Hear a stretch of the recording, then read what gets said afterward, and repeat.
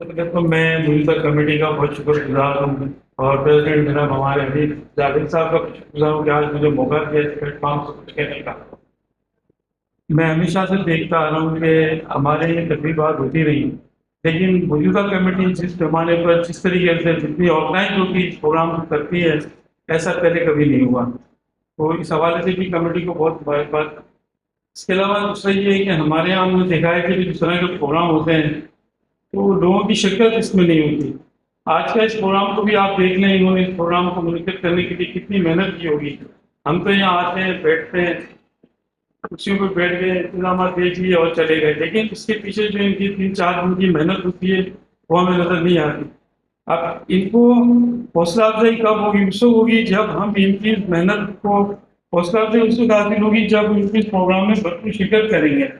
اب میں اس وقت دیکھ رہا ہوں، ہال کو دیکھ رہا ہوں تو بہت مشکل 150 سے نظر آ رہے ہیں۔ ہمیں یہ چاہیے تھا کہ کرسیاں کم پڑ جاتی، لوگ زیادہ ہوتے ہیں۔ تو کوشش کریں کہ جب بھی مستقبل میں ایسے پروگرام ہو تو یہ جو ہے بھرپور طریقے سے ہمارے ممبران کو بھی شرکت کرنی چاہیے اور ہمارے دیگر جو گھاٹی حضرات ہیں ان کو بھی شرکت کرنی چاہیے۔ ہم اپنے طور پہ کام کر رہے ہیں، رانچی فورم کے حوالے سے بھی ہم کام کر رہے ہیں اور اس میں بھی ہماری کوشش رہتی ہے کہ ہم مختلف لوگوں کو دعوت دیں، بلائیں، لیکن ہم نے دیکھا ہے کہ جو اس میں بھی شرکت نہیں ہوتی۔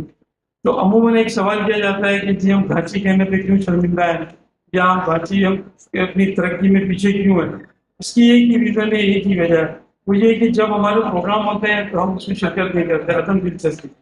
دوسری جو سب سے اہم چیز ہے وہ یہ ہوتی ہے کہ عموماً ہمارے یہاں یہ دیکھا جاتا ہے کہ جی جو کمیٹی آ گئی ہے اب وہ کمیٹی ہی کام کرے گی اور اسی کو لے کے جو ہے نا پوری جماعت کو چلنا ہے، دیکھ کے ایسا نہیں ہے۔ ہونا یہ چاہیے کہ جماعت کی ہر فرد کا یہ فرض ہے کہ وہ جو ہے وہ جماعت کے لیے کام کرے، وہ یہ انتظار نہ کرے کہ کمیٹی کچھ کرے گی۔ مثال کے طور پہ اگر ہم کمیٹی کو پروگرام اناؤنس کرتی ہے، فار ایگزامپل جیسے ہماری جماعت نے صدر کا پروگرام کیا، تو ہونا یہ چاہیے کہ ہماری جماعت کے وہ لوگ جو اس سے وابستہ ہیں وہ آگے بڑھیں، آئیں، ہاتھ بٹائیں کہ ٹیکنیکل معلومات کیا چاہیے، اس طرح کنسٹرکشن کا کوئی کام ہے اس میں وہ آگے آئیں، ہاتھ بٹائیں اور بولے کہ اس میں ہم اپنی کیا خدمات انجام دے سکتے ہیں۔